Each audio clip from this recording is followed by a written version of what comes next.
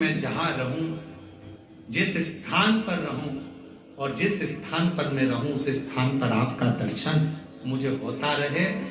बाबा, दुनिया का कोई भी व्यक्ति जिस स्थान पर मैंने आपका दर्शन करा इस स्थान पर आए तो उसकी मनोकामना पूर्ण हो जाए, ऐसी कृपा कर देना। और कितना सुंदर कहा है, मंदिर बनाया तो अपने लिए नहीं सर्व जगत के लिए बनाया। सारंग ऋषि ने अगर मांगा भगवान शिव से, सर्व जगत के हित के लिए मांगा, सर्व जगत। और आज भी नियम है, काशी में अगर कोई कावड़ चढ़ाने के लिए जाता है, काशी में कोई दर्शन करने विश्वनाथ जी के जाता है तो सारनाथ महाराज के दर्शन सारनाथ जरूर करता है। एक दिन सारंग ऋषि बूढ़े से हो गए, अवस्था ढल गई, अवस्था ढल गई।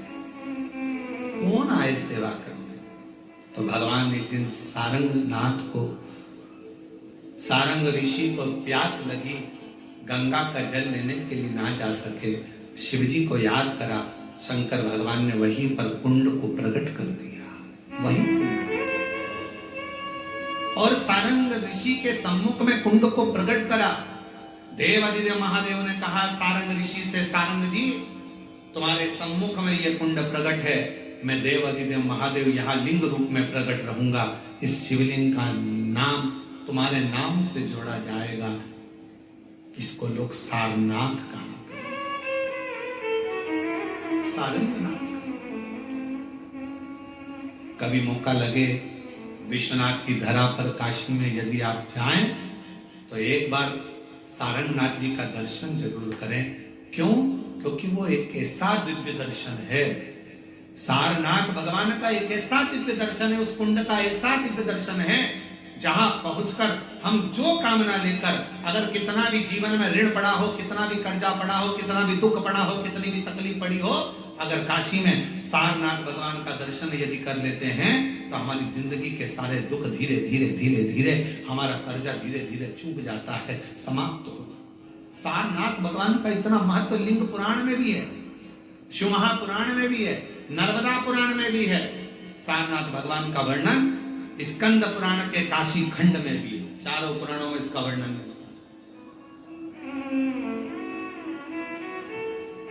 और यदि संसार का कोई व्यक्ति अगर मान लो काशी में जाकर सारनाथ भगवान का दर्शन ना कर पावे और उसकी जिंदगी में बहुत कर्जा है, इतना भी धन नहीं है कि काशी जाकर सारनाथ भगवान का दर्शन करे, तो शिव महापुराण की कथा कहती है अगर बन सके तो 5 बेलपत्र, 5 दुर्वा, 5 कनेर का पुष्प, 5 काली तिल हाथ में रखकर सारनाथ भगवान का स्मरण कर भगवान शंकर के मंदिर में शिवलिंग पर समर्पित करें और शिवलिंग पर समर्पित कर सारनाथ भगवान का स्मरण कर लोटा भरकर जल शिव को समर्पित करें। उसी का थोड़ा सा जल झेल कर लेकर आकर अपने घर व्यापार के ऊपर छिड़कना प्रारंभ करे।